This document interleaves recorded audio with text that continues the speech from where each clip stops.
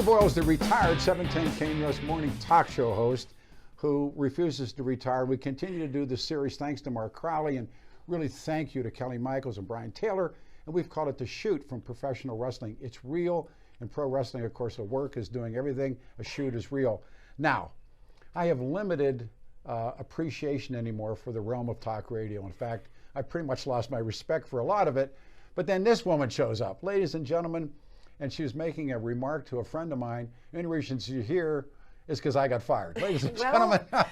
You know, thanks for that. I don't know if I've ever said thank you, because without you, I would not be in Denver, Colorado. I have immense respect for KOA's Mandy Connell, kind enough to, what they say in wrestling, break kayfabe and come over to the other side of the wall and do our television shoot. So cool. And I want to thank Greg Foster. Oh, yeah. But yeah, my program director, because it's like we're in different leagues, right? Yeah, we're in different leagues. We have to, our management has to talk. There's a discussion about whether or not we're allowed to be seen together in any way, shape, or form. So Greg enthusiastically gave me permission, so I'm pretty excited about it. And I hope he watches this because he's a good man. He's a great man. Really good man. We were talking, you have just came back from New York City, woman talker. Talk about, because it's kind of an interesting twist on this. Well, first of all, for people out of the industry, they don't know who Michael Harrison is, and Michael Harrison is the nicest man. I mean, I don't know how well you know Michael. He's a great guy, and he loves our industry so much, and he's had a magazine and a website called Talkers for years and years and years.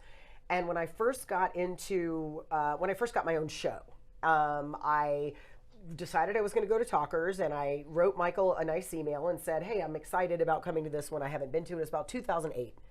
And he said, oh, since you're coming, would you want to present an award to Laura Ingraham? And I was like, heck yeah, I will present an award to Laura Ingraham. And it was the Judy Jarvis Memorial Award for the woman's contribution to talk radio, shortened to Woman of the Year. And I went and I presented the award to Laura, and I had a great conversation with Michael at the time, and he was so supportive of me. And I said, someday I want you to give me this award. Like, I want to get this award. So this past year, I sent him an email, because now I'm at a point where I go to Talkers and I'm on a panel. I'm no longer in the audience. I'm on a panel and talking about various things. And I let him know I was going to be at the Talker seminar. He said, well, great.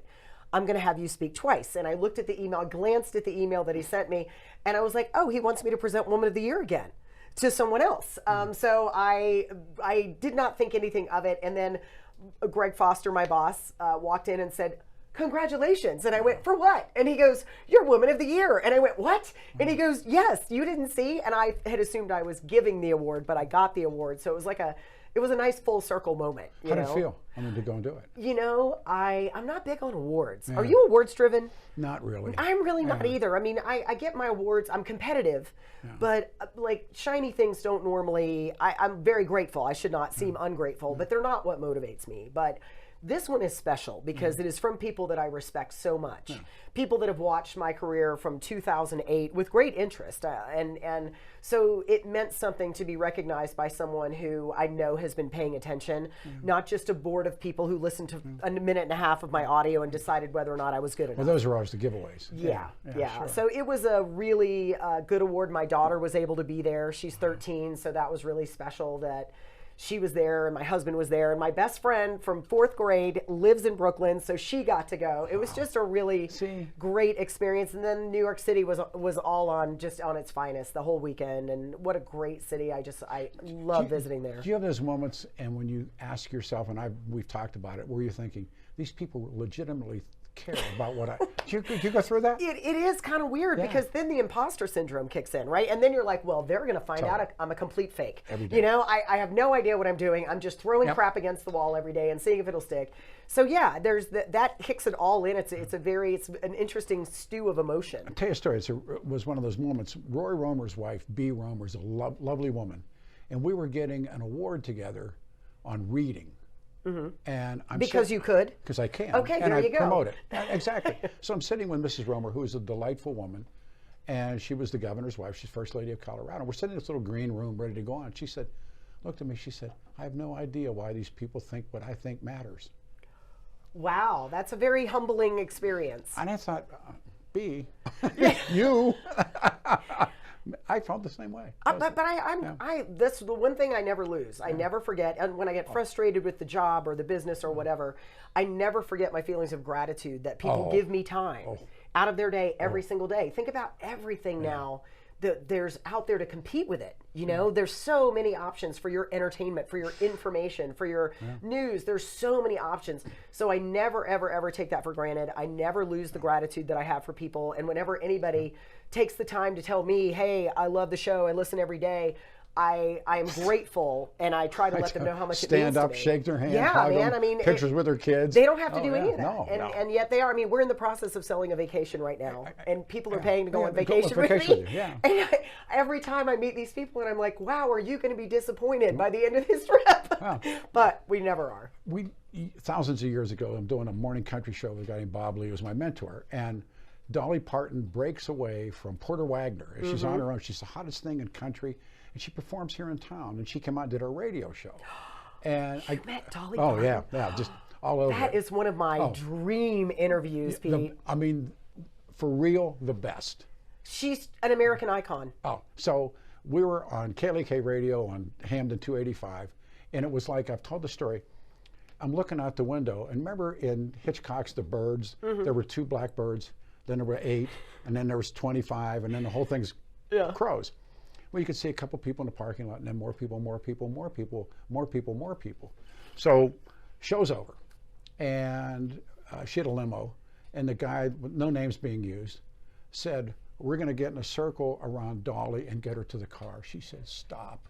She sees people out here, and there was hundreds. I mean, and she said, everything I have in the world is because of those people. Yep. She went out in that parking lot, and that's when they had those box cameras and all that. Oh, yeah. And I'm watching her, I'm going, damn. And I saw John Elway do it. And those were the 2 people I saw be straight up with people. And I thought, wow, there's a lesson. Oh, 100%. And I was a flight attendant in my early 20s. I was going to bring that up. Yeah, and meeting celebrities on a flight as an employee is a very interesting experience because it tells you a lot about who they are and how they are.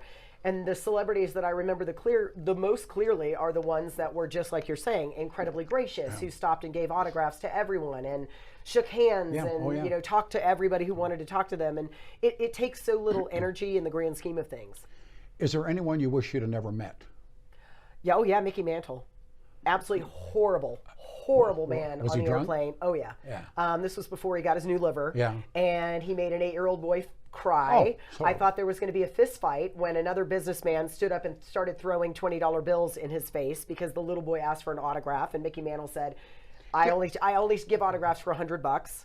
It was horrible. Get Rosen on Mickey Mantle. I know. I broke Dave Lauer's heart by telling him that story. It's but true. you know that he was really, really awful. Arsenio Hall was really jerky, and Nick Nolte looked like a homeless man and ate scrambled eggs with his fingers. So other than that, everybody was pleasant. I have this theory, and you and I have knocked around this business, and because I'm older, but I've met a lot of big name people. Yeah. And the bigger the name, the better the guy. And a better man or woman. Now, that's not in all cases, but generally because they have nothing to prove. Right. My favorite one that I ever met on the airplane was Ed McMahon. Because I lived in Orlando, and he was shooting Star Search in Orlando, so I had this horrible trip that nobody else wanted, and it flew that Orlando-LA route, and I had him on the first time, and we were reading the same book at the same time. So we sat and chatted during the flight about the book we were reading. And then about 6 months later, I'm working the same flight again. He gets on. He remembered my name, joked and said, I asked for you. I told Delta I only want you to be on my flights. I mean, just such a genuinely nice man. He flew on my plane 4 or 5 times. It's the only time I've ever cried when a celebrity died. When he died, I actually, it emotionally choked me up because he had just been so kind and lovely. But you remember that. And people, when they meet you, then they remember that too. Gosh, don't you wonder if anybody walks away? Well, geez. Well, no, of course they do. Of course they do. They catch you on a bad night, and you go, catch him. You know, like I used to think she was really cool. Sorry about that. If I've done that to any of you, I'm deeply, deeply sorry. So talk about growing up. You talk about your dad a lot on the air. Oh, you know, I've been thinking a lot about this. I think I've hit the certain age. I'm 52, so you start kind of reflecting back. Yeah, I know, but I'm reflecting back and in the hopes that I can do better in the future, that kind of thing. But my parents should have never been married. You talk about 2 people that had nothing in common. And I asked my mother one time when I was in my early 20s, They split up when I was in 5th grade, which was in the 70s, early 70s. So nobody else's parents were divorced. It was a really big deal. So I asked my mom, I said, why did you guys get married? And she goes, ugh, your father said if I didn't marry him, he'd go off to Vietnam and get himself killed. And I was like, okay, great. That really is their relationship in a nutshell. So my mother tends to be left-leaning. My father was to the right of Rush, you know. And they were just very, very different people and very damaged. Knowing what I know about their own childhoods at this point as an adult, I have a lot of compassion for my parents. And I have a lot of compassion for their inability to do the things that they failed at. You know, it's not like they had great role models and then they screwed it up. It was they muddled through and did the best they could. But my brother and sister and I are really a testament to neglectful parenting because we're all very successful and we're all very motivated and very driven. And essentially, we didn't raise ourselves, but we kind of raised ourselves. Well, I've been told that you raised yourself and you didn't do a very good job. Exactly. Well, you know, like I said, they did the best they could. They really did. I believe that about both of them. And forgiveness is this power. Oh, yeah. The only power we have. I look at it this way, though, Pete. It's like, okay, I didn't have a horrible childhood. I wasn't neglected. We didn't starve. We weren't beaten. We weren't abused. There were way more people that had way worse childhoods than I did. Did I have the Leave It to Beaver class?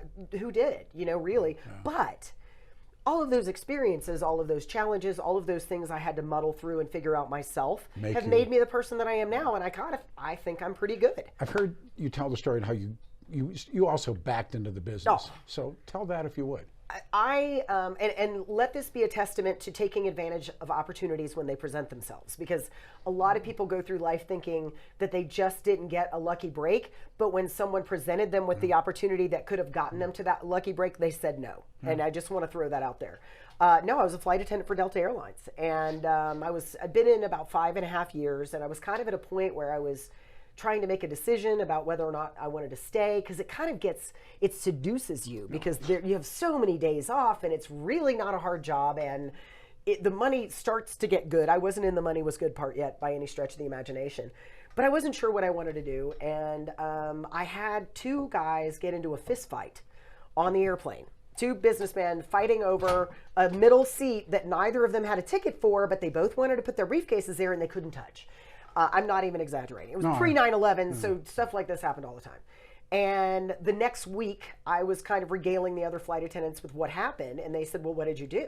And I said, well, I got on the PA to give a blow-by-blow for the people that didn't have good seats. I mean, they were way in the front, and the people in the back couldn't tell what was going on.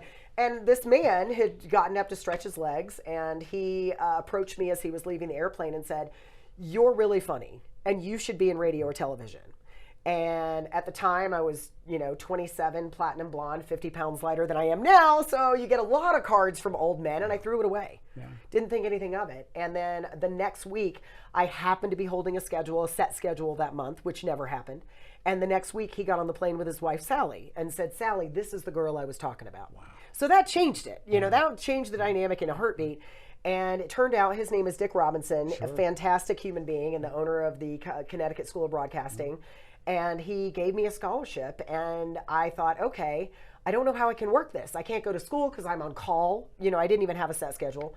And about 2.5, 3 weeks later, Delta, who I was working for, put a call out, and they were asking people to take leaves of absence. So I took a 7-month leave. The school was 2 months. And I figured if I don't have a gig, then I'll come back. And if I do, whatever. Well, I went to the school in Palm Beach. I was living in Orlando. Stayed with a cousin who was nice enough to let me stay with her. Went to the school in Palm Beach and then drove down to Miami to intern every day. And y'all, that is a haul. That is a haul. That's like an hour and a half one way. But I wanted to work for Clear Channel at the time because the station I had my eye on in Orlando was a Clear Channel station. Went down to Miami, worked at WINS Radio, which is all news, and learned a ton down there because they had just launched the new audio vault system, brand new, and they launched it in Miami. And at the end of school, I said, well, I'm going back to Orlando. I want to transfer my internship to the news station up there. I started the same day they launched Audio Vault in the station. So I'm the intern, and I'm the only one who knows how to work the computer. Wow. So it was just a really fortuitous, serendipitous turn of events. Please. And I did not have a paying job. This was back before they did away with unpaid internships. And I worked for free for 9 months and waited tables. And when a job became available, I was in the building and I got it. And it was a horrible job, but it got me my first job and kept me in the building. Yeah, I mean, that's most of the people that I respect that are in this business, I call it they backed in. yeah. I mean, the guys that did this, but it's people like you, and I can give you the list of people that backed in. Well, and then I backed in when I first got in. I backed into my own first show where I was working with a host as a producer, and he got into a fit of pique about the lack of money that they were giving him and quit. And I was like, look, I can do that until you find somebody else to do it. And 6 months later, advertisers are calling asking for my show. And for a year, Pete, I opened up the microphone and said, welcome to Daybreak with Mandy Connell until a more suitable replacement can be found. For a year, I said that. No, sure. I always told people I could do things that I couldn't do. Oh, wait a minute. No. That's the big lie. But I got to tell you, wait a minute, kids, if you're listening, Pete's right. When someone says, hey, I need you to do the wibbly fidget and take the wobbly gook out, you go, oh, I got you, boo. And then you leave the room and you go to YouTube and you say, I don't know how to do this. And YouTube will tell you. That's all you have to do. True story. Like, I'm a kid starting a radio station, Cat Radio, the big cat of the Rockies, 50,000 watt daytimer. Oh, God. I mean, so what did it go down to, like a quarter of a watt at night? There you go. There you go. And we remember the collective we in radio carried the dog track reports from the Mile High Kennel Club. Of course you did, of course. So Gus Merkus was my boss, God love him. He was the morning man on KOA for years. And the other guy was kind of like a somewhat sketchy salesperson. What? No, hard to believe. No. And they said on Saturdays they have the dog track report from Mile High Kennel Club. And they went in there, you put this card in here, you bulk it over, you slide this, take the hotline, go 3, 2, 1, tell the guy, and it records. You got that. And I'm going, I got this by the ass. I have no idea what I'm doing. This is so radio. No, this is so radio right here. I have no idea what I'm doing. So, and the guy, remember those guys that, hi, 3, 2, 1, on first race. So the guy calls the hotline, I take the call, and the guy said, you ready to go, 3, 2, 1 in the first race. It's about high Kennel Club, and I'm going like, beep, beep, beep, beep, and I blow it. So I think to myself, who gives a damn about the dogs? Yeah. Oh, boy, did you find out, didn't you? Yeah. I let it fly, right? Yeah. So with the dog track, and then I forget it, the phone starts to light up. I put Cat Radio, man, where's my puppy? And they're blowing up. Because these guys, they're all off-track bettors, so they don't have to pay the VIG. Yep, you know? they're TV, there you go. And they eat my lunch. And I thought, well, if I don't say anything, who's going to know? And I was doing like middays on Monday, I'm going to grad school, and they come walking back in the door, they're going, come here. And that was round one to find out. But I still went on to say, oh, can I tell you my story of my horrible first job that I got, because it's very similar. So I've been out of broadcasting school, but I've never, I'm running a board by myself for the first time, and I'm doing 7 p.m. to 3 a.m. Friday and Saturday night only. I can only get those 2 days a week. So my moment to shine, I did a 1-minute weather forecast at the top of every hour. So for 59 minutes, I worked very diligently on my 1-minute weather forecast. So the first night I'm there, the program director basically says, same as you, like, blah, blah, blah, do this, okay, you'll be fine, and walks out the door. I don't know at the time that he's a horrific drunk. Okay, so he leaves, and he is almost immediately passed out by 8:30. He is completely intoxicated. I know this because I called him at least 47 times that night. So at like 9 o'clock, it's Bloomberg Network for 59 minutes. At 9 o'clock, all of a sudden, the satellite disappears. So I have completely dead air. Within like 3 minutes, I'm now dripping sweat, physically dripping sweat onto the board because I am in a full-blown panic. I played every single public service announcement in the system. PSAs. We literally did, and like an hour and a half of 30-second. Do you know how many people listen to the station? No one called. No one mattered. No one called to tell me this. So finally, after literally an hour and a half of just plugging everything that I can into the system, I start twisting through the satellite knobs, and I find a show, and I just start playing it. Sure. And we didn't have permission to play that show, and I found out later that was kind of a big deal. But when I asked my program director, who had already called 47 times before I made this choice, I said, what would you have had me do? And he didn't have an answer. So I kind of got off the hook. And I was not being snarky. I was being genuine, like, okay, what am I supposed to do here? You guys hung me out to dry. And that may have been my first or second night in radio. There's a joke that I think applies to everything we talk about. A guy goes to a dermatologist, and from the tip of his finger to up to his shoulder, he's covered in all kinds of sores and open wounds. And the dermatologist said, "What do you do for a living?" He said, "Well, I work in the circus." He said, "What do you do?" He said, "Well, I take care of the elephants." He said, "What do you do?" So I sweep them, I clean them, I water them, I feed them, and then once a week I have to reach up inside the elephant to make sure he's clean. And the dermatologist says, "Man, you got to quit doing that." And the guy said, "What, and get out of show business?" Is that us? That's it. You can do all kinds of lunatic stuff, but hey, I'm in radio. It used to be like that. Oh. It's so not It's like not that like that anymore. anymore. No, it's really gone. not. And It's gone. I feel like I get into these industries on the tail end of the fun part. When I became a flight attendant in '91, all of the older flight attendants are like, "Oh, it used to be so good, and now it's not." We talk a lot now, and when I got into the business, I missed the really good stuff. Yeah. I missed Plugola, Payola. I missed guys It's really actually getting rich from taking money to play stuff. The old timers used to say, if you're going to work in radio, wear a mask and take a gun, because you're going to steal as much as you can steal. It's all gone. No, it's the good time. The good time. I mean, it's still, this is it. I mean, it's still the gas, but. Well, everything's in so much flux in terms of distribution What's and how corporate people are taking the subject matter. It's like the content is still there, but the delivery is so much different, and in a lot of ways, way more disconnected from the audience than I feel like I used to be. And I know it's part of the function of the market size, but coming from Southwest Florida, which is where I got my first show, so that's market 87 or somewhere around there. I honestly don't remember, but it's somewhere in that range. So decent sized city for your life, but not a huge radio market. It was really easy to get involved in the community there. It was really easy to meet people and do things and get involved with charitable organizations. And a lot of people asked you to do stuff because there were so few options. And I loved that part of it. Yeah, it's great. And when I moved to Louisville, Kentucky, I was very, very lucky in that WHAS, the station I work for there, is just woven into the fabric of that community so tightly that it was easy, again, to meet people and get out and find out where all the pieces go together. In a market this size, it's really hard to establish those personal relationships. What I admire about you, and I said it when you were kind enough to do the last radio show, when it would be hard for me, because I know who the sheriff is, the cops are, the politicians, city council, who the media geeks are, sports figures. And when you came from a town that you didn't know anything about, coming to a town you knew nothing about, and you've learned that. Like one of the giveaways, I remember being a kid getting into business, and they bring some guy into town, and they go, "Bear Valley, are there bears there?" Click. I mean, they were just, but you got, for real, you sat down and banged it. And that really means a lot.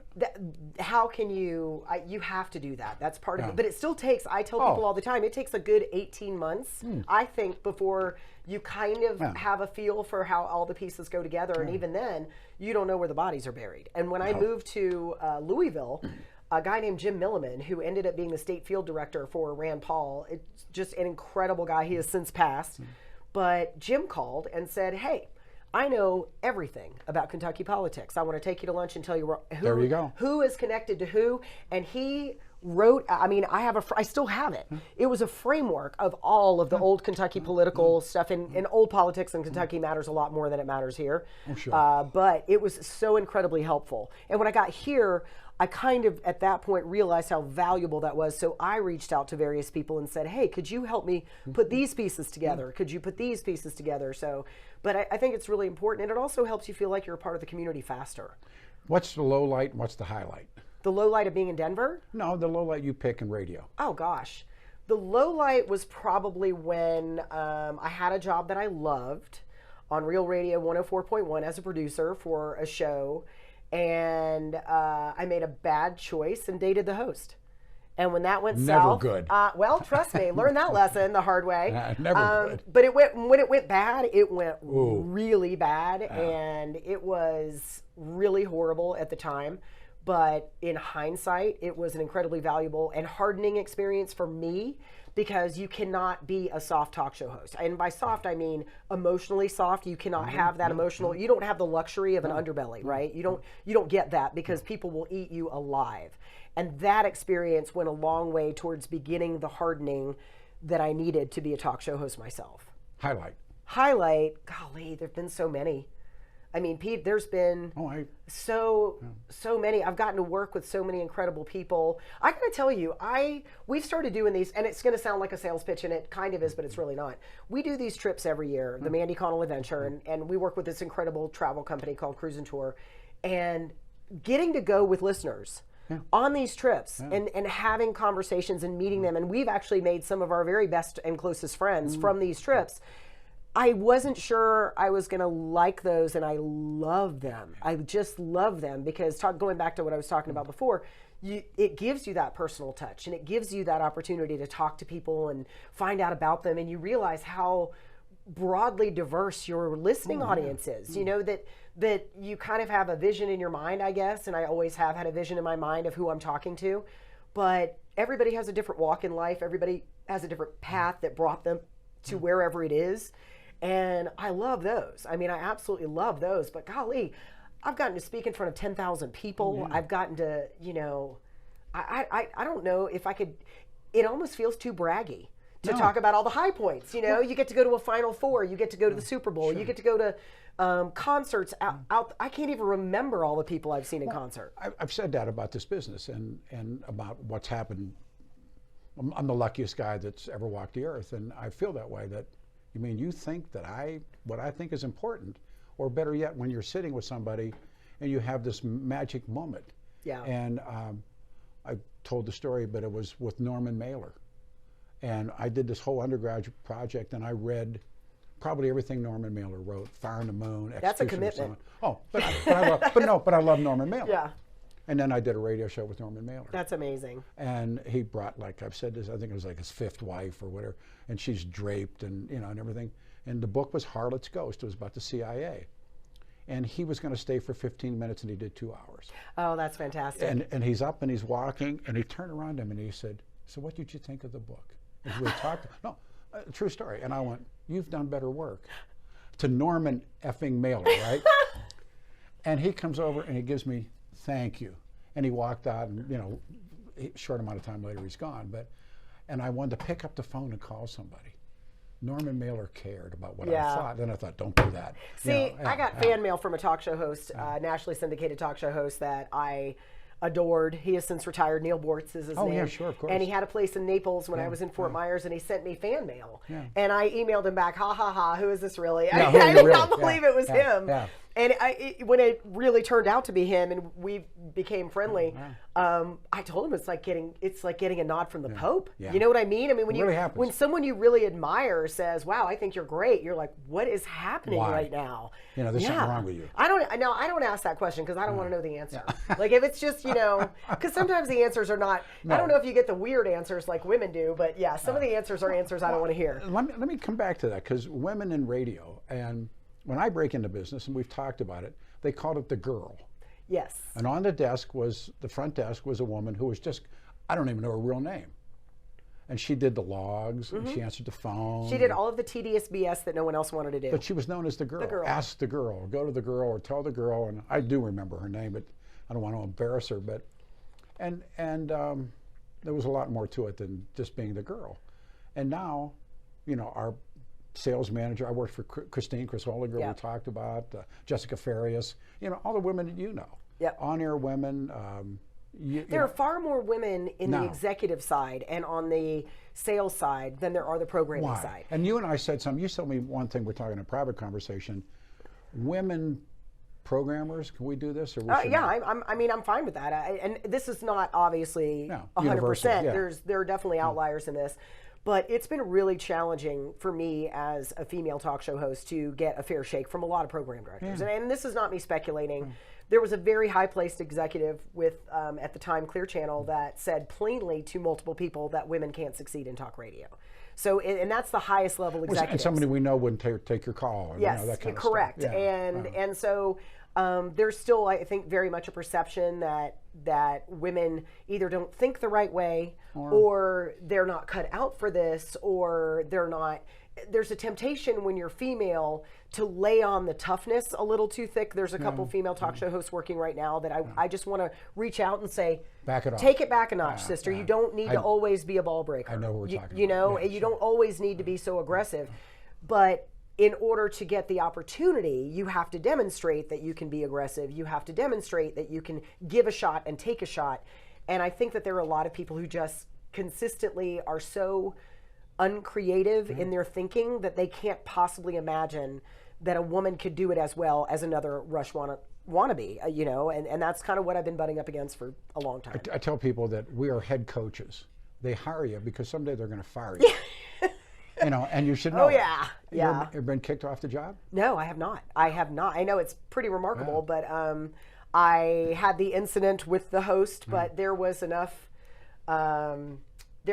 nonsense in that let's just say I was offered another position in lieu of a lawsuit. So, you know, and I talked to a sexual harassment lawyer at that time, and she was very honest and said, you can sue, you will win, and you will never work in radio in the business again. I tell so people that's that. your choice. You walk away. Yeah. There's a you don't have an couple of option. well-known people that sued, and I went, you don't sue. I mean, if you sue Fox News and you're going to get 15, 20 million, Another story. then that's perfectly fine. But if you're going to sue and you get 80 grand and you never work again. And then there has been some interesting lawsuits in Denver that we won't mention, but the front row was all full of people watching to see if this guy could pull it off, and they were going to follow suit. And I told everybody, no, man, you're head coach. It's just the nature of the beast, and it's really, really difficult, and we just went through it again.